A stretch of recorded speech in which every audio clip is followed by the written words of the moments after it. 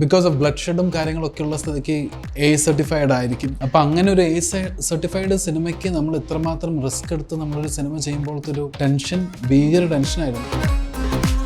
അപ്പോൾ ഇതിനകത്തുള്ളൊരു ക്യാൻവാസും വളരെ വലുതായിരുന്നു. റൈറ്റ് ഫ്രം ക്യാമറ ആണെങ്കിലും റൈറ്റ് ഫ്രം പ്രൊഡക്ഷൻ ക്വാളിറ്റി ആണെങ്കിലും എല്ലാത്തിനും വളരെ ചെലവിതിട്ട് ചെയ്തൊരു സിനിമയാണ്. മേക്ക് ബിലീഫ് ആണല്ലോ സിനിമ, മേക്ക് ബിലീഫ് ആണ്. അഗെയിൻ ഇത്രയും ഒരു സിൻഡിക്കേറ്റ് എന്നൊക്കെ പറയുമ്പോൾ അവരുടെ കോസ്റ്റ്യൂംസ് മുതൽ അവരുടെ സ്ഥലങ്ങൾ മുതൽ അവർ ഇരിക്കുന്ന പ്രോപ്പർട്ടീസ് തുടങ്ങി എല്ലാ പരിപാടികളും ആർട്ട് വർക്ക് മുതൽ എല്ലാം എക്സ്പെൻസ് ആണ്. എല്ലാം തൊടുന്നതിന് തന്നെ പൈസയാണ്.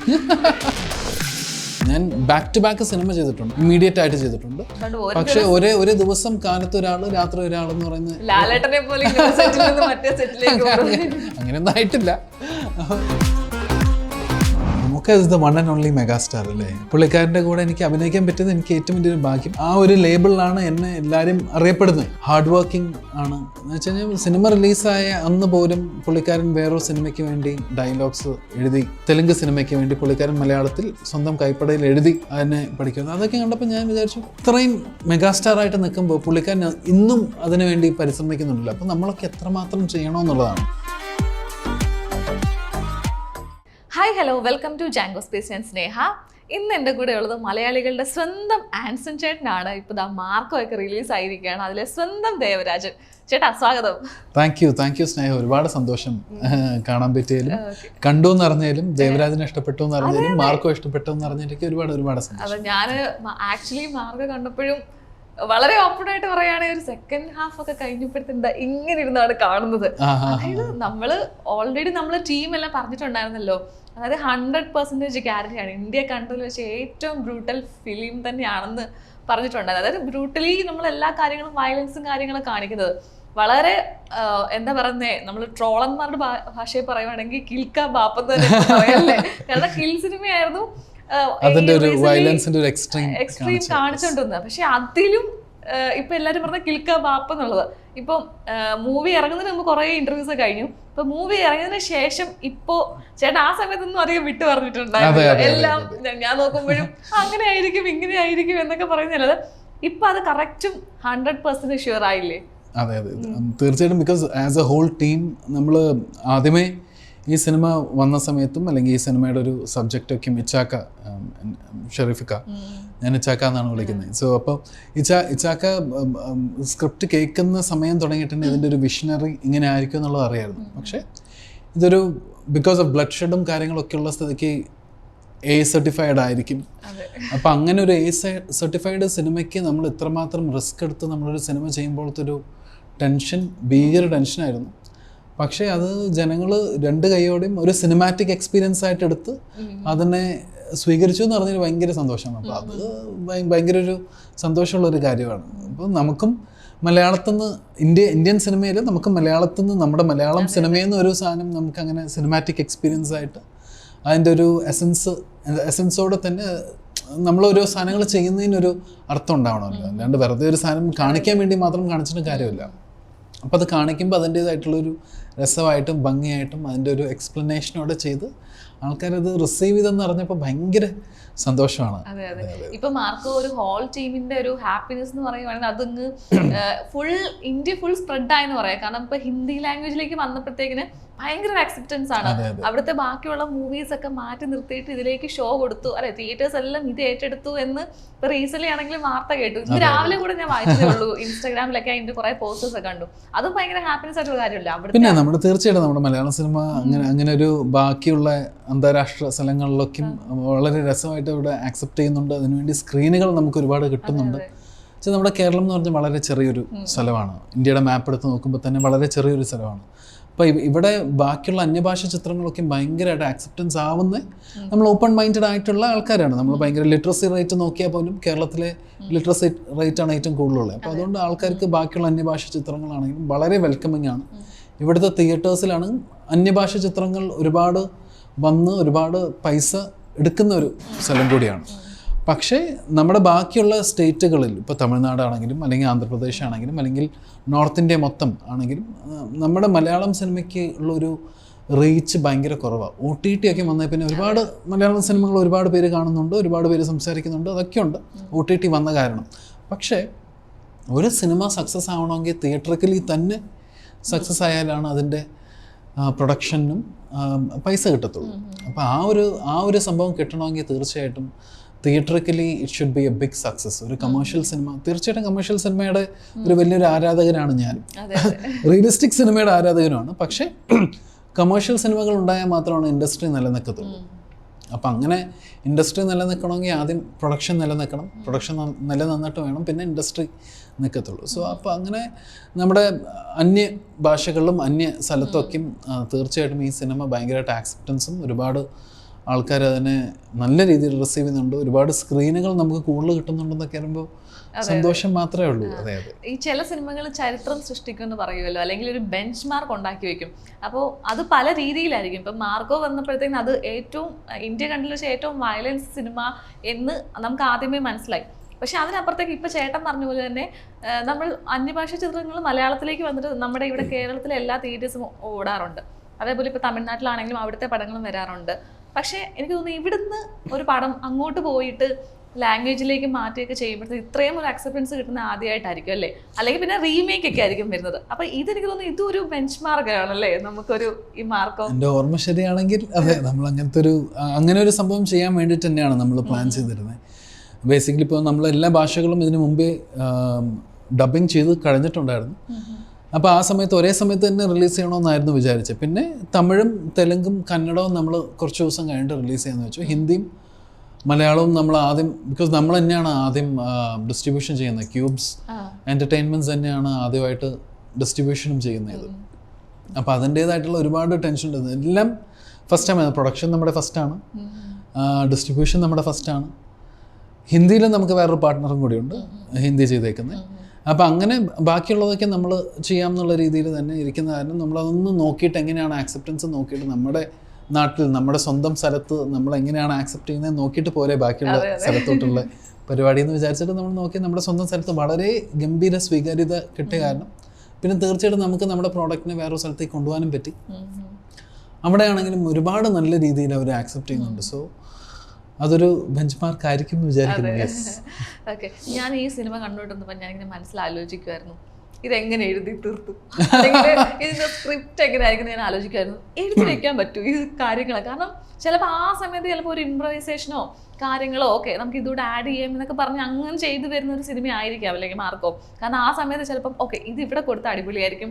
നിങ്ങൾക്ക് തന്നെ ചിലപ്പം ആക്ടേഴ്സ് ആയിക്കോട്ടെ ഡയറക്ടർ ആയിക്കോട്ടെ എല്ലാവരുടെ മാത്രം സജഷനൊക്കെ വന്നിട്ട് ഇതെങ്ങനെ അടിപൊളിയാക്കാമെന്ന് നമുക്ക് ഓരോ സീനും കാണുമ്പോൾ ചിലപ്പോൾ നമുക്ക് തോന്നും. അപ്പോൾ ഇതെങ്ങനെ സ്ക്രിപ്റ്റിലേക്കാക്കി അല്ലെങ്കിൽ ഹരീഫ് ചേട്ടൻ അതെങ്ങനെ ചെയ്തു എന്നൊക്കെ ഞാൻ ആലോചിക്കാറ്. ശരിക്കും ഇതിനൊരു പ്രോപ്പർ സ്ക്രിപ്റ്റ് ഉണ്ടായിരുന്നോ അതോ? ഹനീഫയ്ക്ക് ബേസിക്കലി ഞാൻ എൻ്റെ രണ്ടാമത്തെ സിനിമയാണ് അബ്രഹാമിൻ്റെ സന്തതികൾ എന്ന് പറഞ്ഞ സിനിമ ഹനീഫയ്ക്കാണ് സ്ക്രിപ്റ്റ് ചെയ്തിരുന്നത്. അപ്പോൾ ആ സമയത്തിന് പുള്ളിക്കയുടെ റൈറ്റിംഗ് ഭയങ്കര സ്ട്രെങ്ത് ഉള്ള ഒരു റൈറ്റിംഗ് ആണ്. എനിക്ക് ഹനീഫയ്ക്കയുടെ റൈറ്റിങ്ങിനകത്തും പുള്ളിയുടെ ഡയലോഗ്സിനകത്തും ഭയങ്കര ഇഷ്ടം എന്ന് വെച്ച് കഴിഞ്ഞാൽ പുള്ളി ഒരു സെൻറ്റൻസ് ഇപ്പോൾ പറയുവാണെങ്കിൽ അതിനകത്ത് ജമ്പിൾഡ് ആയിരിക്കും, വേർഡ്സ് ജമ്പിൾഡ് ആയിരിക്കും, പക്ഷേ അതിനകത്ത് വളരെ രസമായിട്ട് പവർഫുള്ളായിട്ട് പറയുന്നൊരു സാധനമായിരിക്കും. ഒരു വൺ ലൈനർ ആണെങ്കിൽ പോലും വളരെ പവർഫുള്ളായിട്ട് പറയുന്നൊരു സാധനങ്ങളൊക്കെയാണ് ഹനീഫയ്ക്കയുടെ ഡയലോഗ്സ്. എഴുതുന്ന ശൈലി ഭയങ്കര ഇഷ്ടമാണ് എനിക്ക്. പുള്ളിയുടെ സത്യം പറഞ്ഞു കഴിഞ്ഞാൽ ഇപ്പോൾ എനിക്കിപ്പോൾ എടുത്തു പറയാനാണെങ്കിൽ അബ്രഹാമിൻ്റെ സന്തതികളും മാർക്കോയിലെ ഡയലോഗ്സ്, രണ്ട് സിനിമയുടെ ഡയലോഗ്സ് മൊത്തത്തിൽ എടുത്ത് കേട്ടാൽ ഡയലോഗ്സിൻ്റെ തന്നെ ഒരു സെപ്പറേറ്റ് ഫാൻ ബേസ് ഉണ്ടാകും. സോ ഞാനൊരു വലിയൊരു ഫാനാണ് ഹനീഫയ്ക്കയുടെ അങ്ങനത്തെ ഡയലോഗ്സിന് വേണ്ടി മാത്രം. അപ്പോൾ അതിനകത്തൊന്നും പുള്ളിക്കാരൻ ഒന്നും മാറ്റാറില്ല. സോ അതൊക്കെയും ഓൾറെഡി പുള്ളിക്കാരൻ എഴുതി വെച്ചേക്കുന്ന സാധനമായിരിക്കും. അതിനകത്ത് നമ്മൾ ചിലപ്പോൾ വിചാരിക്കും ശരിപ്പോൾ നമുക്ക് പറയുമ്പോൾ വേണമെങ്കിൽ അർത്ഥം ഒന്നായിരിക്കാം, പക്ഷേ അതിൻ്റെ പ്ലേസ്മെൻറ്റ്സിന് ഒരു വെയിറ്റേജ് ഉണ്ട്. ആ വെയിറ്റേജ് ശരിക്കും പറഞ്ഞാൽ ഹനീഫയ്ക്കൊക്കെ ചെയ്യാൻ പറ്റത്തുള്ളൂ. സോ അതിൻ്റെ ഒരു ഫാനാണ്. ചിലപ്പോൾ നമ്മൾ പറയുന്ന ഒരു ലൈനിൻ്റെ അർത്ഥം ഒന്നായിരിക്കും, അപ്പോൾ നമ്മളത് മാറ്റി പറഞ്ഞാലും അതിൻ്റെ ഈ വാക്കെടുത്ത് അങ്ങോട്ടുള്ള ആ വാക്ക്, സോ അതിനകത്തൊരു രസമുണ്ട്. അപ്പോൾ അത് പുള്ളിക്കാരൻ ഓൾറെഡി പ്രിപ്പയർഡാണ്. പിന്നെ സോ ബേസിക്കലി സിനിമയിൽ ആക്ടിവിറ്റീസ് വേണമെങ്കിൽ മാറാമെന്നില്ല, ഡയലോഗ്സും പരിപാടികളൊന്നും പുള്ളിക്കാരൻ അങ്ങനെ മാറ്റാറില്ല.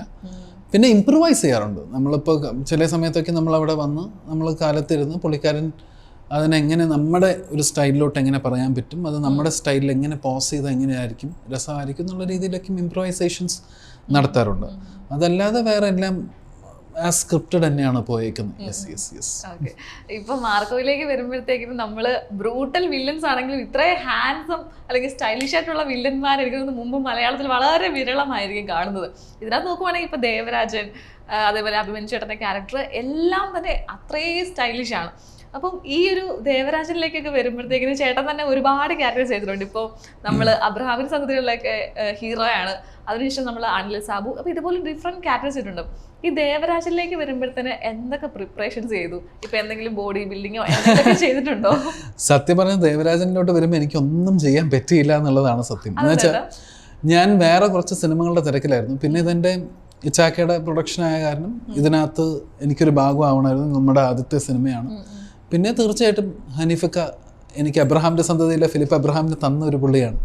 അപ്പം ഞാനായിരുന്നു ഏറ്റവും ലാസ്റ്റായിട്ട് ഈ സിനിമയിൽ കാസ്റ്റ് ചെയ്യപ്പെടുന്നത്, ജോയിൻ ചെയ്യുന്നത്. സോ ആ സമയത്ത് ബേസിക്കലി ഞാനൊരു തമിഴ് തെലുങ്ക് സിനിമ ചെയ്തുകൊണ്ടിരിക്കുന്നു, പിന്നെ ബാക്കി ബാഡ് ബോയ്സ് ചെയ്തുകൊണ്ടിരിക്കുമായിരുന്നു. അപ്പം അങ്ങനത്തെ കുറേ കാര്യങ്ങളൊക്കെ ഉള്ള കാരണം നമ്മൾ ഓൾറെഡി ഡേറ്റ്സ് അവിടെ കൊടുത്തിട്ടുണ്ട്. അപ്പോൾ ആ ഡേറ്റ്സ് എനിക്ക് മാറ്റാനും പറ്റത്തില്ല. പിന്നെ ഇത് നമ്മുടെ സ്വന്തം പ്രൊഡക്ഷനാണ്. അപ്പോൾ ഇതിൻ്റെ ഡേറ്റ്സ് നമുക്ക് വലിച്ചു നീട്ടാനും പറ്റത്തില്ല, സ്വന്തം പ്രൊഡക്ഷനിൽ തന്നെ. അപ്പോൾ അങ്ങനത്തെ ഒരു ശീലം പണ്ടുമില്ല ഇന്നുമില്ല. സോ നമ്മൾ ഡേറ്റ്സ് എപ്പോഴും കൃത്യമായിട്ട് കൊടുക്കുന്നത് പണ്ടടങ്ങിയിട്ട് ഞാൻ അങ്ങനെ ശീലിച്ചാണ്. എനിക്ക് അങ്ങനെ ആഗ്രഹമാണ് നമ്മൾ പറയുന്ന ഡേറ്റ്സിൽ തന്നെ വർക്ക് ചെയ്യുക പറയുന്നത്. സോ അപ്പോൾ അതുകൊണ്ട് അതിനകത്തിപ്പോൾ വേറെ എന്ത് വന്നാലും ഞാൻ എടുക്കത്തില്ല. ഞാൻ വിചാരിക്കും ഇറ്റ്സ് എ യൂണിവേഴ്സൽ കോൾ, ചിലപ്പോൾ അതായിരിക്കും എനിക്ക് വിധിച്ചേക്കുന്നതെന്നുള്ള രീതിയിൽ ഞാൻ അതിന് വേണ്ടിയിട്ട് അങ്ങനെ പ്ലാൻ ചെയ്യുന്നൊരു വ്യക്തിയാണ്. അപ്പോൾ ദേവരാജൻ്റെ ക്യാരക്ടർ വന്നപ്പോൾ എനിക്ക് വളരെ കുറച്ച് ദിവസങ്ങളെ കൊടുക്കാൻ പറ്റുള്ളൂ. അതല്ലെങ്കിൽ കുറച്ചും കൂടി നിറഞ്ഞ് കാണാമായിരുന്നു ദേവരാജനെ. പക്ഷെ ദേവരാജ് എന്നുള്ളൊരു ക്യാരക്ടർ എൻ്റെ അടുത്ത് പറയുമ്പോൾ എനിക്ക് വളരെ ഒരു രസകരമായിട്ട് തോന്നിയെന്ന് വെച്ചാൽ ഒരുപാട് എന്താ പറയുക, ഇപ്പം നമ്മുടെ ജഗദീഷ് ചേട്ടനാണെങ്കിലും സിദ്ദിഖൊക്കെ ആണെങ്കിലും ഇവരുടെ പോലെ തന്നെ ഒരു ഗാങ്സ്റ്ററാണ് പുള്ളിയും. ഗാങ്സ്റ്റർ എന്ന് വെച്ച് കഴിഞ്ഞാൽ ബിസിനസ് ടൈക്കൂണാണ്, നാട്ടിലെ ഒരു സ്വർണ്ണ കച്ചവടക്കാരനാണ്. അപ്പോൾ ഇവരുടെ കൂടെ ഇരിക്കാവുന്ന ജഗദീഷ് ചേട്ടൻ്റെയും സിദ്ദിഖിക്കയുടെ അത്രയും സീനിയേഴ്സ് ആയിട്ടുള്ള ആൾക്കാരുടെ കൂടെ വളരെ യങ് ആയിട്ടുള്ളൊരു സ്വർണ്ണ കച്ചവടക്കാരനാണ്. അപ്പോൾ വളരെ ഷൂഡാണ്, ഭയങ്കര ഷാർപ്പാണ്, ഭയങ്കര കണ്ണിങ് ആണ്. എങ്ങനെയെങ്കിലും ആ ഒരു പ്ലേസിലോട്ട് എത്തണം, അല്ലെങ്കിൽ ഈ സിൻഡിക്കേറ്റിൻ്റെ മെയിൻ ഹെഡ് ആവണം എന്നുള്ളൊരു ആഗ്രഹമുള്ളൊരു ആളാണ്. അപ്പോൾ അതുകൊണ്ട് അധികം ആലോചിച്ചിട്ടേ ചെയ്യത്തുള്ളൂ. ഇപ്പോൾ ഇത് ചില കാര്യങ്ങൾ ചെയ്യണോ വേണ്ടേന്നൊക്കെ ഉള്ളത് ചിന്തിച്ചിട്ടേ ചെയ്യത്തുള്ളൂ. അപ്പോൾ ഒരു കുറുക്കൻ്റെ ഒരു സ്വഭാവമാണ്. അപ്പോൾ അതാണ് എനിക്ക് ഏറ്റവും കൂടുതൽ ഇഷ്ടപ്പെട്ടത് ഈ ദേവരാജിലോട്ട്. അപ്പോൾ ഉള്ള സംഭവം നമ്മൾ രസമായിരുന്നു. അതിൻ്റെ ഒരു സാധനം, അതിൻ്റെ ഒരു പോർട്രേയിലും കുറച്ച് രസമായിരുന്നു. എനിക്ക് കുറച്ചും കൂടി ചെയ്യണമെന്നുണ്ട്. നോക്കട്ടെ, ഹനീഫിക്കയുടെ അടുത്ത് ചോദിച്ചു നോക്കട്ടെ എങ്ങനെയാണ് നമുക്ക് ദേവരാജിനെ കൊണ്ടുവരാൻ പറ്റുമോ നോക്കട്ടെ, തിരിച്ച് നോക്കാം. അത് ഏറ്റവും നമുക്ക് ദേവരാജൻ എന്നുള്ളൊരു ക്യാരക്ടർ ഇപ്പം എല്ലാവർക്കും ഒരു ആറ്റിറ്റ്യൂഡ് ഉണ്ടല്ലേ. ഈ ഒരു നമ്മൾ ജഗദീഷ് ചേട്ടൻ, അഭിമന്യു ചേട്ടൻ്റെ ക്യാരക്ടർ എല്ലാവർക്കും ഓരോരോ ആറ്റിറ്റ്യൂഡുകളുണ്ട് അവർ എടുത്തു വയ്ക്കുന്ന അവരുടെ ക്യാരക്ടറിന്. ഇപ്പം ഏറ്റവും ആ ക്യാരക്ടറിൻ്റെ ഒരു എക്സ്ട്രീം ഒരു സീൻ എന്ന് പറയുന്നത് നമ്മൾ ജഗദീഷ് ചേട്ടനപ്പോൾ ഒരു കാറിലെ സീനാണ്. സിനിമ കാണാത്ത സ്പോയിലർ കൊടുക്കുന്നില്ല, 1-2-3 പ്രാവശ്യം കാണട്ടെ. അപ്പോൾ ആ ഒരു സീനകത്തായിരിക്കും ചേട്ടൻ്റെ ഒരു എക്സ്ട്രീം അല്ലേ, ഒരു പെർഫോം ചെയ്യേണ്ടതും അല്ലെങ്കിൽ ആ ഒരു ഹൈപ്പിൽ നിൽക്കുന്ന ഒരു സീന്. അപ്പോൾ അവിടെ വരുമ്പോഴും ആ ഒരു ബ്രൂട്ടാലിറ്റി എങ്ങനെ വേണം നമുക്ക് ചെയ്യാൻ പറ്റുമല്ലോ, പക്ഷെ ആ ചെയ്യുന്ന ഒരു രീതി ഉണ്ടല്ലേ.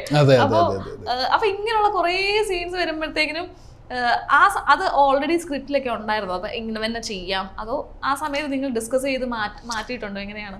അങ്ങനെ സ്ക്രിപ്റ്റഡിനകത്ത് ഉണ്ടായിട്ടില്ല. നമ്മളിങ്ങനെ ആയിരിക്കും ഉണ്ടാവുന്നതെന്ന് ഹനീഫിക്ക എടുത്ത് ഞാൻ അത് ചെയ്തുകൊണ്ടിരിക്കുന്ന സമയത്ത് ഞാൻ വേറൊരു സിനിമ ചെയ്തുകൊണ്ടിരിക്കുമ്പോൾ രാത്രി മൊത്തം അവിടെ ഷൂട്ട്, മോർണിംഗ് അവിടെ ഷൂട്ട്. അപ്പോൾ ഞാൻ ഉറക്കമില്ലാതെയാണ് ചെയ്യുന്നത്. മിക്കതും ഉറങ്ങുന്ന വാനിറ്റിയിലൊക്കെ ആയിരിക്കും, കാരവാനിലായിരിക്കും ഉറക്കം പരിപാടികളൊക്കെ, അല്ലെങ്കിൽ വരുന്ന വഴിക്ക് ട്രാവൽ ചെയ്യുന്ന വഴിക്കൊക്കെ ആയിരിക്കും ഉറക്കം.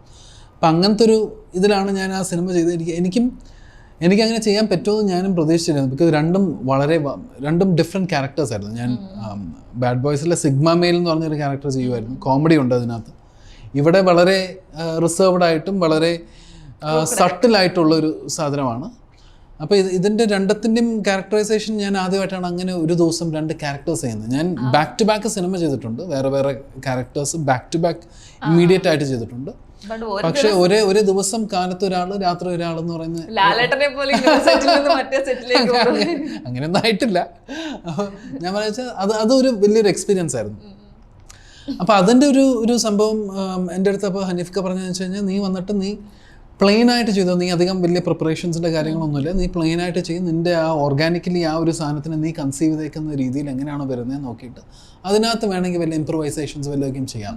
ബിക്കോസ് പുള്ളിക്കാരൻ എന്നെ എബ്രഹാമിൻ്റെ സന്തതിയിൽ കറക്റ്റായിട്ട് എൻ്റെ ചിരി മുതൽ എല്ലാ കാര്യങ്ങളും പുള്ളിക്കാരൻ കറക്റ്റായിട്ട് എൻ്റെ അടുത്ത് പറഞ്ഞ് ചെയ്യിപ്പിച്ചേക്കുന്നതാണ് ഹനീഫ്ക്ക. ആ പാട്ടിനകത്തേക്കും അപ്പോൾ ആ പാട്ടിൽ മറ്റേ മുല്ലപ്പോതലോ എന്ന് പറയുന്ന പാട്ടിനകത്തേക്കും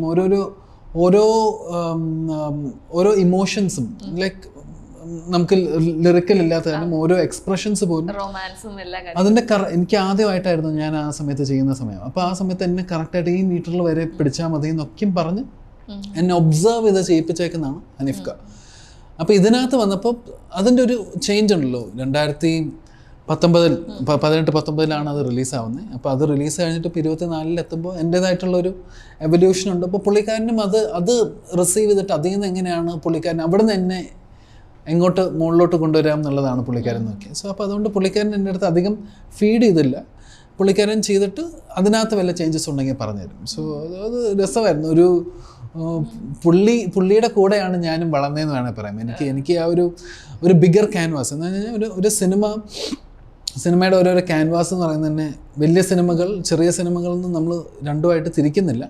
പക്ഷേ ഒരു ബിഗർ ക്യാൻവാസിലുള്ള സിനിമ എന്ന് പറയുമ്പോൾ അതിൻ്റെ റൈറ്റ് ഫ്രം ക്യാമറ ആയിരിക്കട്ടെ, അല്ലെങ്കിൽ ടെക്നീഷ്യൻസ് ആയിരിക്കട്ടെ, അല്ലെങ്കിൽ അതിൻ്റെ വിഷനറി ആയിട്ടുള്ള ആൾക്കാരാണെങ്കിലും അവരുടെ ഒരു തോട്ട് പ്രോസസ്സ് തന്നെ വേറൊരു ലെവലായിരിക്കും. അപ്പോൾ അബ്രഹാമിൻ്റെ സന്തതി എന്ന് പറഞ്ഞ സിനിമയായിരുന്നു എനിക്ക് ഏറ്റവും വലിയ ക്യാൻവാസിൽ ഞാൻ ചെയ്തേക്കുന്നത്. അത് കഴിഞ്ഞിട്ട് പിന്നെ ബാക്കി സിനിമകളൊക്കെ ചെയ്തിട്ടുണ്ട്. പിന്നെ ഇപ്പോൾ ഞാൻ മാർക്കോ ചെയ്യുമ്പോഴും ആക്ഷൻ പാക്ഡ് ആയിട്ടുള്ളൊരു സാധനം, ഇതിനകത്ത് ഫുൾ സിൻഡിക്കേറ്റും സ്റ്റൈലിഷും പരിപാടികളായിട്ടുള്ളൊരു പരിപാടി. അപ്പോൾ ഇതിനകത്തുള്ളൊരു ക്യാൻവാസും വളരെ വലുതായിരുന്നു. റൈറ്റ് ഫ്രം ക്യാമറ ആണെങ്കിലും റൈറ്റ് ഫ്രം പ്രൊഡക്ഷൻ ക്വാളിറ്റി ആണെങ്കിലും എല്ലാത്തിനും വളരെ ചിലവ് ചെയ്തിട്ട് ചെയ്തൊരു സിനിമയാണ്. ബിക്കോസ് മേക്ക് ബിലീഫാണല്ലോ സിനിമ, മേക്ക് ബിലീഫാണ് അഗെയിൻ. അപ്പോൾ അതിൻ്റേതായിട്ടുള്ള രീതിയിൽ നമ്മൾ ഇത്രയും ഒരു സിൻഡിക്കേറ്റ് എന്നൊക്കെ പറയുമ്പോൾ അവരുടെ കോസ്റ്റ്യൂംസ് മുതൽ അവരുടെ സ്ഥലങ്ങൾ മുതൽ അവരിരിക്കുന്ന പ്രോപ്പർട്ടീസ് തുടങ്ങി എല്ലാ പരിപാടികളും ഇപ്പോൾ ജഗദീഷ് ചേട്ടനും സിദ്ദിഖിക്കും, അല്ലെങ്കിൽ നമ്മൾ ഇരിക്കുന്ന ഒരു സ്ഥലം അല്ലെങ്കിൽ അതിൻ്റെ ഒരു ആർട്ട് വർക്ക് മുതൽ എല്ലാം എക്സ്പെൻസാണ്. എല്ലാം തൊടുന്നതിന് തന്നെ പൈസയാണ്. ലക്ഷറി തീർച്ചയായിട്ടും. അതിൽ ഓരോ ആർട്ട് വെച്ചേക്കുന്ന സാധനങ്ങളെല്ലാം ലക്ഷറീസ് ആയിട്ടുള്ള സാധനങ്ങളാണ്. അപ്പോൾ അതിൻ്റെ ഒരു ഭംഗി തന്നെ വേറൊരു ഭംഗിയായിരിക്കും. അതിൻ്റെ സിനിമ ഇറങ്ങി കഴിഞ്ഞിട്ടുള്ള കളർ ടോൺ, സോ യൂസ് ചെയ്യുന്ന ക്യാമറ മുതൽ അതിനെടുത്തേക്കുന്ന ടൈം മുതൽ ചന്ദ്രശേഖർ എവറിത്തിങ്. സോ അതിനെല്ലാത്തിനും കുറേ ചിലവ് ചെയ്തിട്ടുണ്ട്. ബിക്കോസ് ചിലവ് ചെയ്യുന്നത് നമ്മൾ സ്ക്രീനിൽ കാണാൻ വേണം. സോ അതിൻ്റെ അതാണ് പറയുന്നത് ഞാൻ ക്യാൻവാസ് എന്ന് പറഞ്ഞ സാധനം. അപ്പോൾ ആ ഒരു ക്യാൻവാസിൽ നമ്മൾ ചെയ്യുമ്പോൾ തന്നെ അതിൻ്റെ ഒരു എങ്ങനെ ആയിരിക്കും എന്നുള്ളത് പുള്ളിക്കാരനൊന്നും ഇങ്ങനെ നോക്കുന്നുണ്ടായിരുന്നു. അപ്പോൾ അങ്ങനെ പുള്ളിക്കാരൻ അതിനെ ഗൈഡ് ചെയ്തു.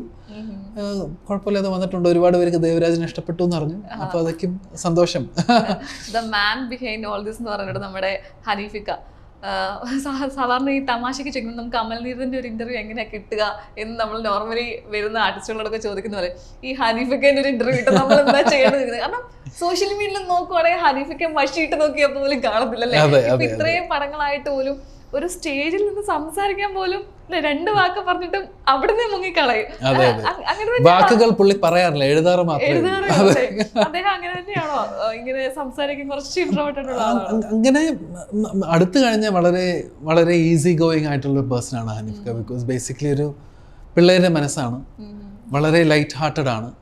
അപ്പോൾ ആ ലൈറ്റ് ഹാർട്ടഡ് പേഴ്സൻ്റെ അടുത്ത് എത്രമാത്രം ക്രൂവൽറ്റി ഉണ്ടോ സീനിൽ കാണിക്കാണെന്നൊക്കെ ചോദിച്ചു കഴിഞ്ഞാൽ അറിയില്ല. ബിക്കോസ് എനിക്ക് എബ്രഹാമിൻ്റെ സന്തതിയിലും ആ ഒരു ഷോട്ട് മമ്മൂക്ക തിരിഞ്ഞു നോക്കിയിട്ട് ഇങ്ങനെ തംസപ്പ് കാണിച്ചിട്ട് ഞാനൊരു ഷൂട്ടർ ഗൺ എടുത്തിട്ട് ചെയ്യുന്ന ഒരു സംഭവമുണ്ട്. അപ്പോൾ അതൊക്കെ പുള്ളിക്കാരൻ കൺസീവ് ചെയ്ത് ഞാൻ ആ പടം കമ്മിറ്റ് ചെയ്യുന്ന സമയത്ത് തന്നെ എനിക്ക് കാണിച്ചു തന്നായിരുന്നു. അത് ഇങ്ങനെ ആയിരിക്കൂടെ വരാമെന്ന് പറഞ്ഞിട്ട് നമ്മൾ ഷൂട്ട് ചെയ്യുന്ന സമയത്തും അത് വന്നു കഴിഞ്ഞാൽ പിന്നെ നമ്മൾ തിയേറ്ററിൽ വന്നു കഴിഞ്ഞപ്പോൾ അതിൻ്റെ ഒരു ഇമ്പാക്റ്റ് തന്നെ വേറെ ആയിരുന്നു. അതുപോലെ തന്നെ ഇതിനകത്താണെങ്കിലും മാർക്കോലും ഓരോരോ കാര്യങ്ങളും പുള്ളിക്കാരൻ പറയുമ്പോൾ നമുക്ക് പുള്ളിക്കാരന് മേത്തൊരു വിശ്വാസമുണ്ട്. പിന്നെ അതിനെ നമുക്കത് ബിലീവ് ചെയ്ത് അത് വിഷണറി ആയിട്ട് വരുന്ന സമയത്ത് വളരെ രസമാണ്. അപ്പോൾ അത് നേരിട്ടിപ്പോൾ നമുക്ക് സ്ക്രീനിൽ കണ്ടപ്പോൾ ഒരുപാട് ഇഷ്ടമായി. അപ്പോൾ ഒന്നും സംസാരിക്കാത്ത ഒരാൾ ഇത്രയും ക്രൂരമായിട്ടുള്ള കാര്യങ്ങൾ ചെയ്യുന്ന ക്രൂരമായിട്ട് കാര്യങ്ങൾ കാണിക്കാൻ ആളുടെ വിഷനറിയിൽ അതുണ്ടെന്നുള്ള സാധനം തന്നെ ഒരു സംഭവമാണ്. അപ്പോൾ അതുകൊണ്ട് അധികം സംസാരിപ്പിക്കുന്നില്ല പുള്ളിയെ. എഴുത്തിൽ മാത്രമാണ് പുള്ളിക്കാരൻ. ഓക്കെ, ഇപ്പൊ പല ലാംഗ്വേജിലേക്ക് വന്നു. അപ്പം നമ്മുടെ ഇവിടെ ഉള്ളവർ തന്നെയാണോ ഡബിങ് ചെയ്തിരിക്കുന്നത്? തമിഴും ഉണ്ണിയാണ് എല്ലാത്തിനകത്തും. ഉണ്ണിയുടെ വോയിസ് ഉണ്ണി തന്നെയാണ് ചെയ്തേക്കുന്നത്. ഞാൻ തമിഴും മലയാളവും ഞാൻ ചെയ്തു. തെലുങ്ക് ഹിന്ദിയും തെലുങ്കും കന്നഡവും ഞാൻ ചെയ്യാൻ പറ്റിയില്ല. വേറെ കുറച്ച് പരിപാടികളൊക്കെ ആയാലും അല്ലെങ്കിൽ ഞാൻ ചെയ്യാൻ വേണ്ടി ഇരിക്കുമായിരുന്നു. പക്ഷെ ഞാൻ തമിഴും മലയാളവും ഞാനാണ് ചെയ്തത്.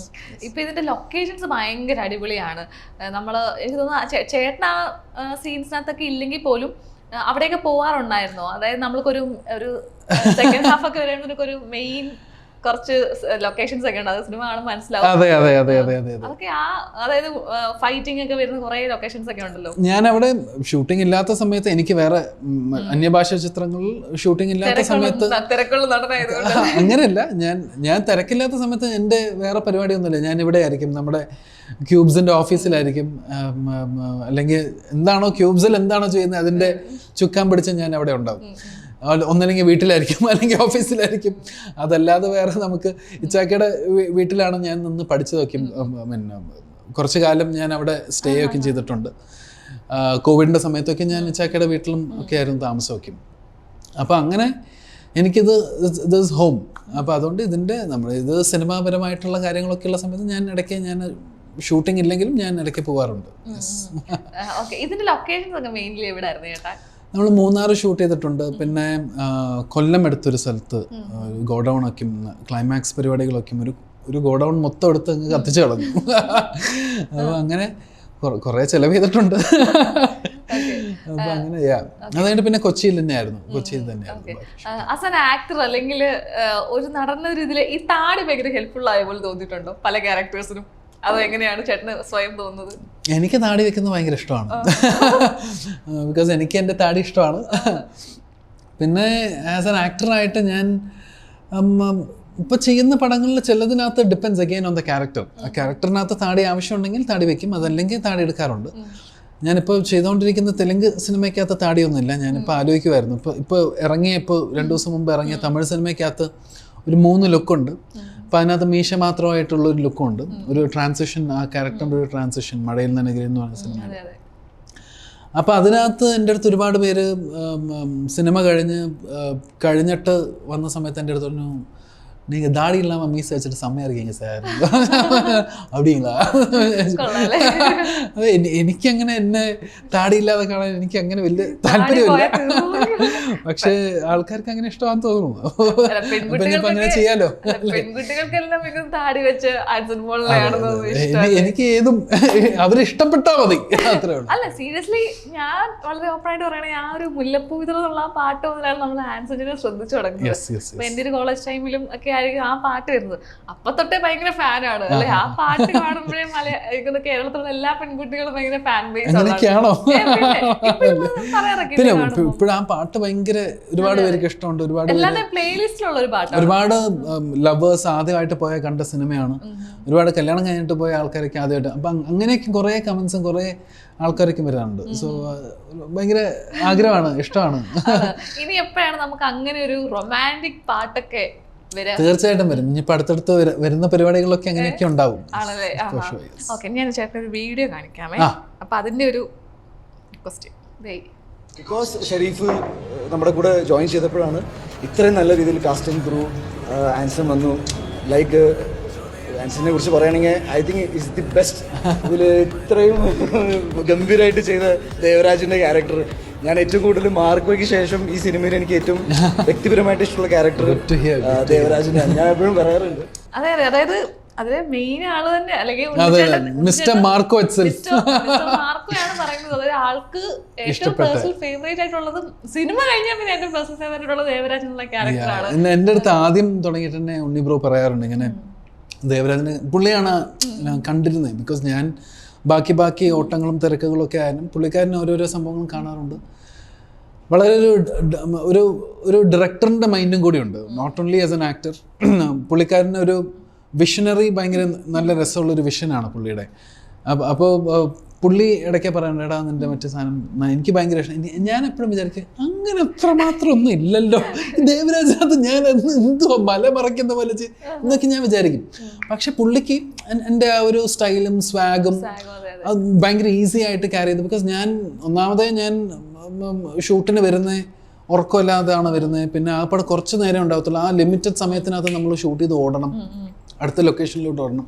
അപ്പോൾ ആ ഒരു സമയത്തിനകത്ത് ഞാൻ എന്താ ചെയ്യുന്നതെന്ന് പോലും എനിക്ക് പോലും അറിയത്തില്ല. അപ്പോൾ അത് ഉണ്ണിയാണ് കണ്ടിട്ട് എൻ്റെ അടുത്ത് പിന്നീട് പറഞ്ഞ് എനിക്ക് വോയിസ് നോട്ടൊക്കെ അയച്ചു തന്നപ്പോൾ ഞാൻ കൊള്ളായിരിക്കും അല്ലെങ്കിൽ കൺഫ്യൂഷൻ. പക്ഷേ ലൈക്ക് ആസ് ഈ സെഡ് പിന്നെയും ആൾക്കാർ ഒരുപാട് പേര് എൻ്റെ അടുത്ത് അതിനെപ്പറ്റി പറയാൻ തുടങ്ങി. അപ്പോൾ എനിക്ക് മനസ്സിലായി ലൈക്ക് യുനോ ലൈക്ക് അതിനകത്ത് കുഴപ്പമില്ലാതെ ഒരു സാധനം ഉണ്ട്.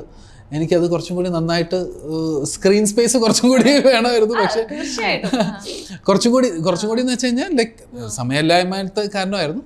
അപ്പൊ ഇനി ചിലപ്പോൾ പറയാൻ പറ്റത്തില്ല, ഇനിയിപ്പോൾ മാർക്കോ വന്ന പോലെ ദേവരാജൻ വരാം അല്ലേ. എനിക്കത് പേഴ്സണലി ഫീൽ ചെയ്തൊരു കാര്യമാണ്. കാരണം നമ്മൾക്ക് സാധാരണ ഒരു സിനിമ കണ്ട് കഴിഞ്ഞിറങ്ങുവാണെങ്കിൽ നമുക്ക് വില്ലന്മാരെയൊക്കെ ഇങ്ങനെ കൊല്ലാനുള്ള ദേഷ്യം കിട്ടും. പക്ഷെ കുറച്ചൊക്കെ ഇഷ്ടം തോന്നി ഇറങ്ങി, എനിക്ക് തോന്നുന്നു നമുക്ക് എല്ലാവരും ഒരു ഇഷ്ടം കൂടി തോന്നി ഇറങ്ങിയൊരു പടമാണല്ലേ.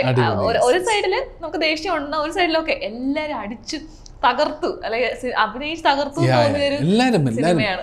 എല്ലാവരും റൈറ്റ് ഫ്രം എല്ലാ കബീർ ആണെങ്കിലും അല്ലെങ്കിൽ അഭിമന്യു ആണെങ്കിലും ഇഷാൻ ആണെങ്കിലും ധ്രുവയാണെങ്കിലും ഇവരൊക്കെയും ആദ്യമായിട്ടാണ്. ഇപ്പോൾ കബീർ ഇപ്പോൾ ടർബോ ചെയ്തിട്ടുണ്ട്, പക്ഷെ എന്നാലും മലയാളത്തിൽ അധികം ഒന്നും ചെയ്തിട്ടില്ല.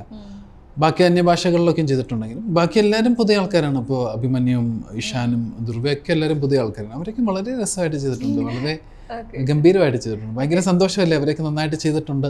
എല്ലാവരും നല്ല നല്ല അഭിപ്രായങ്ങൾ അവരെ പറ്റിയൊക്കെ പറയുന്നു എന്ന് പറയുമ്പോഴൊക്കെ നല്ല സന്തോഷമാണ്. അത് നമ്മുടെ ഈ മാർക്കോ എന്ന് പറഞ്ഞ സിനിമ ക്യൂബ്സ് എൻ്റർടൈൻമെൻറ്റ്സിൻ്റെ ആദ്യത്തെ സിനിമ, അതിനകത്ത് തന്നെ ലോഞ്ച് ആവുന്നതൊക്കെ വളരെ ഒരു grateful. We are all grateful to have them. Yes. ഇതിൽ രസകരമായിട്ടുള്ളൊരു കാര്യം ഞാൻ ഒന്ന് പറഞ്ഞോട്ടെ ചേട്ടാ. അതായത് ഇനിയിപ്പോൾ നമ്മുടെ മാർക്കോ 2 ഒക്കെ വരാതിരിക്കുമല്ലേ. പക്ഷെ ഇത് മിഖായലിൻ്റെ ഒരു എന്താ പറയുന്ന ഒരു സ്പിൻ ഓഫ് പോലെ വന്ന സിനിമയല്ലേ. പക്ഷെ നമ്മുടെ മാർക്കോയ്ക്കൊപ്പം നടക്കുന്ന ചേട്ടനല്ലേ കൈയൊക്കെ വിടുന്നത്. പക്ഷെ അത് മിഖായലിനകത്ത് ആ ചേട്ടനെ കാണിക്കുന്നുണ്ടല്ലോ. നമ്മൾ ആ മിഖായൽ മൂവിക്കകത്ത് മാർക്കോയ്ക്കൊപ്പം ആ ചേട്ടൻ നടക്കുന്നത് കണ്ടു. പക്ഷെ അതിനകത്ത് കൈ ഉള്ളത് കാണിക്കുന്നുണ്ട്. അപ്പൊ അതിൽ ചെറിയൊരു എന്താണ് ഇത് ഏത് യൂണിവേഴ്സ് ആണ് ഡൗട്ട് വരും. വെപ്പ് കൈ വെച്ചുവിടാന്നില്ലല്ലോ, അതാണ് കൈയല്ലേ, കൈയൊക്കെ വെക്കാനാണ് ഇപ്പൊ പ്രശ്നം. എന്താണ് നടക്കുന്നത്? അപ്പൊ ഇനി മാർക്കോ 2 എന്താണ്, ഇതിന് റീക്വലാണോ സീക്വലാണോ ഒന്നും മനസ്സിലാവുന്നില്ല.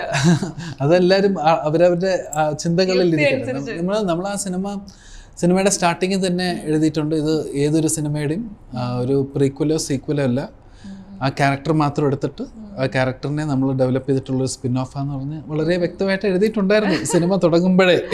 നമ്മൾ മുൻകൂർ ജാമ്യം എടുത്തിട്ടാണ് തുടങ്ങിയിരിക്കുന്നത്. ഓക്കെ ഏട്ടാ, അടുത്തൊരു പോസ്റ്റേ നമ്മളതാ മമ്മൂക്ക എന്താണ്, അല്ലെങ്കിൽ മമ്മൂക്കയുള്ളൊരു ബോണ്ടിങ് എങ്ങനെയാണ് നിങ്ങൾ? മമ്മൂക്കയുടെ അടുത്ത് ആർക്കാ ഇഷ്ടമില്ലാത്ത? Mammukka is the one and only megastar അല്ലേ. പുള്ളിക്കാരൻ്റെ കൂടെ എനിക്ക് അഭിനയിക്കാൻ പറ്റുന്നത് എനിക്ക് ഏറ്റവും വലിയൊരു ഭാഗ്യം. ആ ഒരു ലേബിളിലാണ് എന്നെ എല്ലാവരും അറിയപ്പെടുന്നത്. ബേസിക്കലി അബ്രഹാമിന്റെ സന്തതികൾ അല്ലെങ്കിൽ മമ്മൂക്കയുടെ അനിയൻ എന്നുള്ളൊരു ലേബിൾ. എനിക്ക് തോന്നിയിട്ടുണ്ട് ചേട്ടനെ പറ്റി ആലോചിക്കുമ്പോഴേ ഒരു അബ്രഹാമിന്റെ സന്തതികളുടെ പടം അല്ലേ, അതൊരു ലൈഫിന്റെ പിന്നെ വലിയൊരു ടേണിംഗ് പോയിന്റ് ആണ്. ഒരുപാട് ആൾക്കാരിലോട്ട് എത്തിയത് ബേസിക്കലി അബ്രഹാമിന്റെ സന്തതികൾ എന്ന് പറഞ്ഞൊരു സിനിമ കാരണമാണ്. പിന്നെ മമ്മൂക്കയുടെ കൂടെ ഒരു 83 ദിവസം 83 ഡേയ്സ് ഞാൻ അവിടെ പുള്ളിക്കാരൻ എല്ലാ ദിവസവും കാണാൻ പറ്റുന്നു. എല്ലാ ദിവസവും പുള്ളിയുടെ ഓറ നമുക്ക് കിട്ടുന്നു. പുള്ളിക്കാരൻ്റെ ഒരുപാട് കാര്യങ്ങൾ നമുക്ക് പഠിക്കാൻ തോന്നുന്നു. ഹാർഡ് വർക്കിംഗ് ആണ് എന്ന് വെച്ച് കഴിഞ്ഞാൽ സിനിമ റിലീസായ അന്ന് പോലും പുള്ളിക്കാരൻ വേറൊരു സിനിമയ്ക്ക് വേണ്ടി ഡയലോഗ്സ് എഴുതി, തെലുങ്ക് സിനിമയ്ക്ക് വേണ്ടി പുള്ളിക്കാരൻ മലയാളത്തിൽ സ്വന്തം കൈപ്പടയിൽ എഴുതി അതിനെ പഠിക്കുന്നത്. അതൊക്കെ കണ്ടപ്പോൾ ഞാൻ വിചാരിച്ചു ഇത്രയും മെഗാസ്റ്റാറായിട്ട് നിൽക്കുമ്പോൾ പുള്ളിക്കാരൻ ഇന്നും അതിനു വേണ്ടി പരിശ്രമിക്കുന്നുണ്ടല്ലോ. അപ്പോൾ നമ്മളൊക്കെ എത്രമാത്രം ചെയ്യണമെന്നുള്ളതാണ് ഏറ്റവും വലിയ കാര്യം. അപ്പോൾ അങ്ങനത്തെ ഒരു കാര്യങ്ങളൊക്കെ. പിന്നെ വിജയപരാജയങ്ങൾ നമ്മളെ മാറ്റാൻ പാടില്ല. നമ്മളെപ്പോഴും ലൈക്ക് വിജയം വരാം പരാജയം വരാം, പക്ഷെ എന്നാലും നമ്മൾ നമ്മുടെ ബെസ്റ്റ് ഇന്ന് കൊടുക്കണം എന്നുള്ളൊരു സാധനം പഠിപ്പിച്ചത് മമ്മൂക്കയാണ്. അപ്പം അങ്ങനത്തെ ഒരുപാട് കാര്യങ്ങളൊക്കെ പുള്ളിയുടെ നിന്ന് ഞാൻ പഠിച്ചിട്ടുണ്ട്. ഇനിയും പഠിക്കണമെന്ന് ആഗ്രഹമുണ്ട്. ഇനിയും ഒരുപാട് സിനിമയിൽ പുള്ളിക്കാരൻ്റെ കൂടെ അഭിനയിക്കണമെന്ന് ആഗ്രഹമുണ്ട്. I am still waiting and manifesting. അപ്പം ഇനി എന്താണ് വരാനുള്ള മൂവികളുടെ അപ്ഡേറ്റ്സ്? മെയിൻലി ആട്3, കാരണം നമ്മള് സമയമൊക്കെ മരിച്ചോ ജീവിച്ചിരിപ്പുണ്ടോ ഒന്നും അറിയാത്തൊരു സിറ്റുവേഷനിലാണ് സെക്കൻഡ് ഹാഫ് കൊണ്ട് നിർത്തിയേക്കുന്നത്. അപ്പം ആട്3യുടെ അപ്ഡേറ്റ്സ് ഒക്കെ നമ്മളിങ്ങനെ കേൾക്കുന്നുണ്ട്. ആട്3യുടെ അപ്ഡേറ്റ്സ് ഞാനും കേൾക്കുന്നുണ്ട്. മിഥുന ചാച്ച എന്നെ വിളിച്ചിട്ടില്ല ഇതുവരെ. അണലി സാബു ഇസ് വെയിറ്റിംഗ്. നമ്മൾ അന്ന് അങ്ങനെ കുറച്ച് സാധനങ്ങളൊക്കെ എടുത്തു വെച്ചിട്ടുണ്ടായിരുന്നു. ഇനിയിപ്പോൾ അടുത്ത പോർഷനകത്തുണ്ടോ ഇല്ലേ എന്നുള്ളത് അറിയില്ല, നോക്കണം. അതിൻ്റെ പരിപാടികളും കാര്യങ്ങളൊക്കെ എങ്ങനെയാണെന്ന് അറിയത്തില്ല. പറ്റുവാണെങ്കിൽ അതിനകത്തൊരു ഭാഗമാവാൻ വളരെ ആഗ്രഹമുണ്ട്. നോക്കട്ടെ എങ്ങനെയാണെന്നുള്ളത് അറിയത്തില്ലല്ലോ പുള്ളി. ഇനി ഹീറോ രീതിയിൽ പോകാനാണോ വില്ലൻ രീതിയിൽ പോകാനാണോ, എന്താണ് മെയിൻ ഫോക്കസ്? ഞാൻ മലയാളത്തിനകത്ത് ഏതാണെങ്കിലും എനിക്ക് ഓക്കെയാണ്. എന്ന് വെച്ചാൽ ഹീറോ ആണെങ്കിലും വില്ലൻ ആണെങ്കിലും ഞാൻ ചെയ്യുന്ന ക്യാരക്ടറിൽ എപ്പോഴും ഞാൻ തന്നെയാണ് ഹീറോ. സോ അപ്പോൾ അതുകൊണ്ട് എനിക്ക് മലയാളത്തിനകത്ത് എനിക്ക് കുറച്ചും കൂടി എക്സ്പ്ലോർ ചെയ്യാൻ കുറച്ചും കൂടി ആഗ്രഹമുണ്ട്. എല്ലാ ഷെയ്ഡുകളും എക്സ്പ്ലോർ ചെയ്യാൻ ആഗ്രഹമുണ്ട്. ബാക്കി അന്യഭാഷകളിലൊക്കെ ഇപ്പോൾ ഞാനിപ്പോൾ ഹീറോ ആയിട്ട് തുടങ്ങിയിട്ടേ ഉള്ളൂ. സോ അപ്പോൾ അതുകൊണ്ട് അത് ഹീറോ ആയിട്ട് തന്നെ നിൽക്കട്ടെ എന്ന് വെച്ചു. മലയാളം ഏത് റേഞ്ച് വേണമെങ്കിലും നമുക്ക് പോകാമല്ലോ. ഹീറോ ആവാം, വില്ലൻ ആവാം, സപ്പോർട്ടിങ് ആക്ടർ ആവാം. So I am here to explore. അപ്പോൾ എൻ്റെ പെർഫോമൻസ് തന്നെയാണ് ഞാൻ ട്യൂൺ ചെയ്യാൻ നോക്കുന്നത്. അല്ലാണ്ട് ഇപ്പോൾ ഒരു ഇമേജിനെ ഞാൻ ട്യൂൺ ചെയ്യാൻ ആഗ്രഹിക്കുന്നില്ല. എനിക്ക് കിട്ടാവുന്ന കഥാപാത്രങ്ങൾ വളരെ രസമായിട്ട് എനിക്ക് ചെയ്യാൻ പറ്റട്ടെ എന്ന് പ്രാർത്ഥിക്കുന്നു. ഞാൻ റാപ്പിഡ് ഫയറിലേക്ക് കൊണ്ടുപോകാം. അപ്പോൾ ചേട്ടൻ ഏറ്റവും ഫേവറേറ്റ് ആയിട്ടുള്ള ഫുഡ് എപ്പോൾ കിട്ടിയാലും ബിരിയാണി എപ്പോൾ കിട്ടിയാലും കഴിക്കും. എല്ലാ ടൈപ്പ് ഓഫ് ബിരിയാണി കഴിക്കും. എപ്പോൾ എവിടെ ചെന്നാലും ഒരു ഹോംലി ഫീൽ ഉള്ള ഒരു പ്ലേസ് അല്ലെങ്കിൽ തിരിച്ചെത്തണം എന്ന് ആഗ്രഹിക്കുന്ന ഒരു പ്ലേസ് ഏതായിരിക്കും? വീട്. എപ്പോഴും ഒന്നല്ലെങ്കിൽ ഇവിടുത്തെ വീട് അല്ലെങ്കിൽ ചെന്നൈയിലത്തെ വീട്. എവിടെയാണെങ്കിലും I M A home body. എപ്പോഴും വീട്ടിൽ ഇരിക്കാൻ ആഗ്രഹിക്കുന്ന ഒരു വ്യക്തിയാണ് ഞാൻ. വീട്ടിൽ ഞാൻ എൻ്റെ പ്രൊജക്ടർ ഉണ്ടാവും, സിനിമകൾ കാണും, ഞാനിരിക്കും, എൻ്റെ കാര്യങ്ങളൊക്കെ ചെയ്യും. ഞാൻ അങ്ങനെ വലുതായിട്ട് പുറത്തു പോകാൻ വലുതായിട്ട് ആഗ്രഹിക്കാത്ത വ്യക്തിയാണ്. ട്രാവൽ ചെയ്യാൻ ഒരുപാട് ഇഷ്ടമാണ്.